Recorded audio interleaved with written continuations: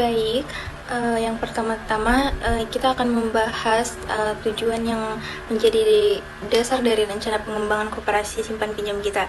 Nah, tujuan ini dirancang agar koperasi kita dapat berkembang terus, relevan dan juga berkelanjutan sesuai dengan kebutuhan zaman dan masyarakat. Nah, yang di poin pertama itu adalah membangun model bisnis koperasi simpan pinjam yang kokoh. Artinya koperasi kita harus mampu menyesuaikan layanan dan strategi dengan kebutuhan anggota serta masyarakat yang luas sehingga koperasi kita tetap menjadi pilihan utama dalam mendukung kebutuhan finansial kita. Nah, yang selanjutnya yang kedua, kita ingin memanfaatkan teknologi digital untuk meningkatkan efisiensi operasional dan transparansi. Misalnya dengan menggunakan aplikasi keuangan atau sistem berbasis cloud. Pengelolaan koperasi bisa dilakukan lebih cepat, akurat, dan juga transparan bagi seluruh anggota. Nah, poin berikutnya adalah tentang keberlanjutan. Kita ingin memastikan bahwa koperasi tidak hanya kuat secara ekonomi, tetapi juga memberi dampak sosial yang positif dan juga peduli terhadap lingkungan. Strategi ini agak penting agar koperasi kita bisa terus berkembang di masa depan. Nah, yang terakhir itu kita berkomitmen untuk memberdirikan edukasi kepada anggota koperasi mengenai literasi keuangan. Dalam pemahaman yang baik, anggota bisa lebih bijak dalam mengelola keuangan mereka sekaligus mendukung penerapan praktik berkelanjutan. Dengan keempat tujuan ini, kami yakin koperasi kita akan semakin tangguh dan relevan dalam mendukung kebutuhan anggota sekaligus kontribusi pada masyarakat luas. Selanjutnya, struktur organisasi. Struktur organisasi koperasi simpan pinjam ini dirancang untuk memastikan pengelolaan yang efisien dan efektif. Struktur organisasi terbagi menjadi 5. Yang pertama, rapat anggota. Rapat anggota merupakan badan tertinggi yang memiliki hak untuk membuat keputusan strategis seperti pengesahan anggaran, perubahan kebijakan, dan pemilihan pengurus. Yang kedua, pengurus koperasi. Pengurus koperasi bertanggung jawab atas kebijakan operasional dan pengelolaan koperasi sehari-hari. Yang ketiga, divisi operasional. Divisi operasional mengelola operasional simpan pinjam dan administrasi anggota. Yang keempat, divisi teknologi dan digitalisasi. Divisi teknologi dan digitalisasi mengembangkan platform digital untuk mempermudah transaksi dan meningkatkan efisiensi operasional. Dan yang terakhir, divisi pemasaran dan edukasi. Divisi pemasaran dan edukasi mengelola promosi koperasi dan memberikan pelatihan literasi keuangan kepada anggota. Selanjutnya, rencana manajemen keuangan. Yang pertama, perdanaan awal. Modal awal, dana awal berasal dari iuran anggota baru, sumbangan sukarela, dan dana hibah yang diperoleh dari pemerintah atau lembaga pendukung koperasi. Yang kedua, manajemen pinjaman dan simpanan. Pinjaman, koperasi akan menawarkan pinjaman dengan bunga yang lebih rendah dibandingkan bank. Dengan cicilan yang fleksibel, pinjaman akan diberikan pelatihan dalam mengelola keuangan untuk memastikan kemampuan membayar. Simpanan, anggota dapat menabung dengan bunga yang kompetitif dan tabungan akan dikelola secara aman dan transparan. Nah, yang ketiga, laporan keuangan. Laporan keuangan akan disusun setiap bulan dan dipresentasikan dalam rapat anggota untuk memastikan transparansi. Yang keempat, cadangan dana. Menyiapkan cadangan dana untuk menghadapi risiko finansial dan kredit macet yang akan dikelola dengan hati-hati. Strategi pemasaran dan promosi. Yang pertama itu pemasaran digital, memanfaatkan platform digital seperti website, media sosial untuk mempromosikan layanan koperasi termasuk pinjaman, tabungan, dan pelatihan literasi keuangan. Mengembangkan aplikasi seluler koperasi ini untuk memudahkan anggota dalam mengakses layanan seperti pengajuan pinjaman, pengecekan saldo, dan transaksi lainnya. Yang kedua itu program loyalitas. Program ini memberikan insentif kepada anggota yang aktif melalui sistem poin atau hadiah yang dapat digunakan untuk mendapatkan bunga yang lebih rendah atau layanan yang bertambah. Yang ketiga, pelatihan dan sosialisasi. Mengadakan seminar, workshop, dan webinar secara rutin untuk mengedukasi anggota mengenai pentingnya keuangan dan pengelolaan keuangan pribadi dan pemanfaatan layanan koperasi. Dan yang keempat itu kampanye promosi. Melakukan kampanye promosi yang menyasar kelompok-kelompok tertentu seperti pelaku usaha mikro, keluarga berpenghasilan menengah, dan mahasiswa.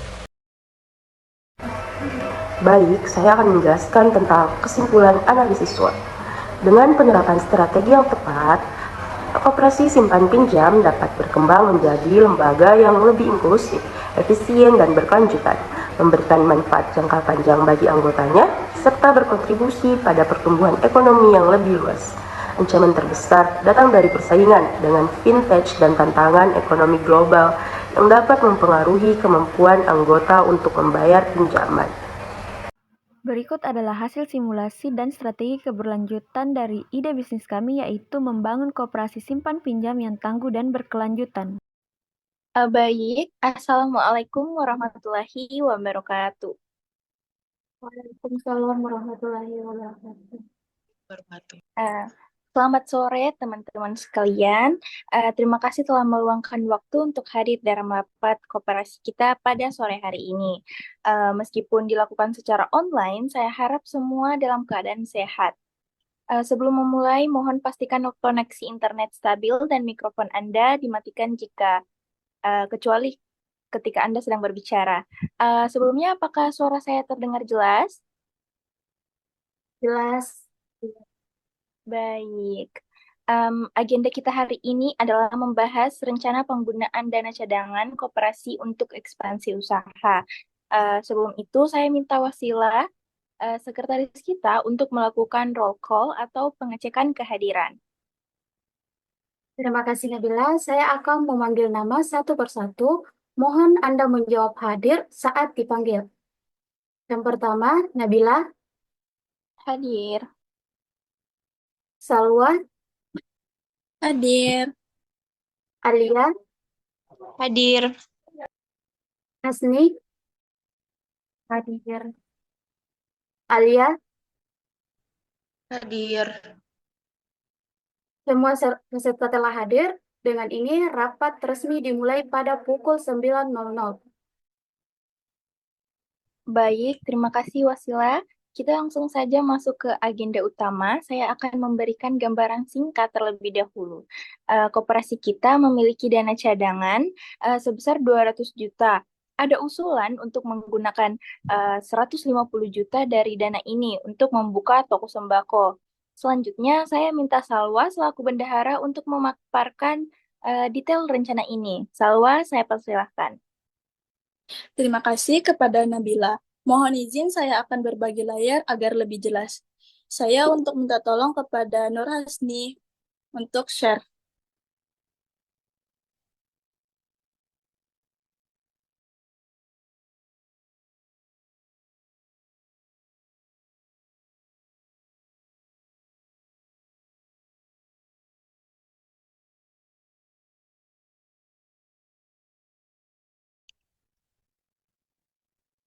Nah, seperti yang terlihat di layar, koperasi kita memiliki dana cadangan sebesar 200 juta. Rencana penggunaannya itu 150 juta, ini terdiri atas satu, sewa tempat selama 1 tahun 50 juta. Yang kedua, pengadaan barang dagangan awal 70 juta, peralatan operasional 20 juta, dan biaya lainnya 10 juta. Dengan potensi keuangan sebesar 20%, usaha ini bisa memberikan tambahan pendapatan signifikan, namun ada risiko juga toko tidak berjalan sesuai harapan kita.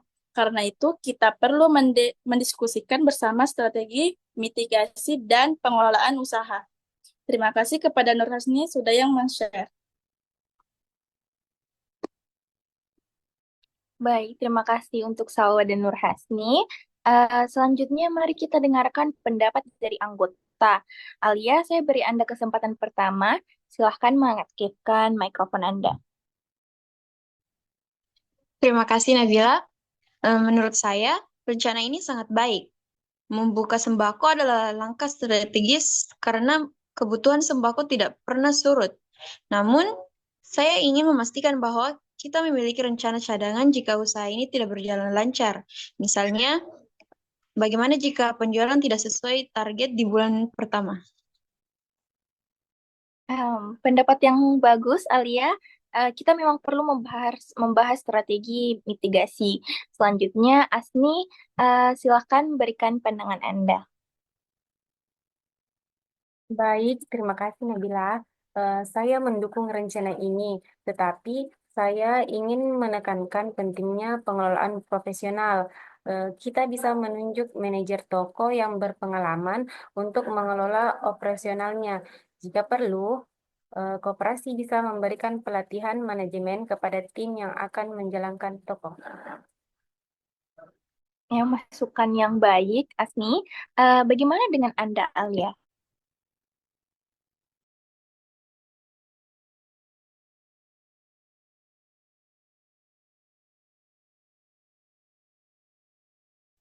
Alia, apakah suara saya terdengar? Baik, eh, terima kasih Nabila. Saya sedikit berbeda pendapat menggunakan biaya 150 juta. Terlalu besar menurut saya. Kita sebaiknya mulai dengan modal yang lebih kecil, misalnya 100 juta. Dengan begitu, koperasi masih memiliki dana cadangan untuk kebutuhan darurat atau peluang usaha lainnya. Terima kasih, Alia. Pendapat Anda ini penting ya. Salwa, apakah ada tanggapan terkait usulan dari Alia? Baik, usaha Alia bisa dipertimbangkan, namun seperti yang saya sampaikan, modal yang lebih kecil akan membatasi skala toko dan potensi keuntungannya. Semua kembali kepada keputusan bersama.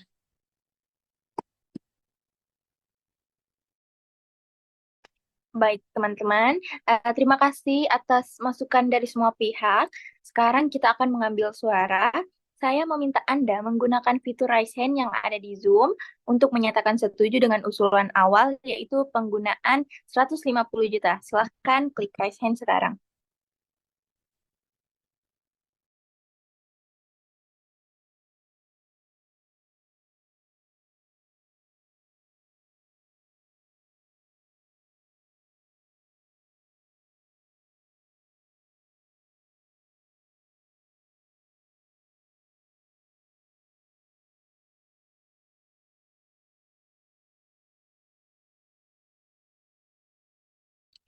Jadi ada 5 suara yang setuju ya. Bagaimana, Sekretaris?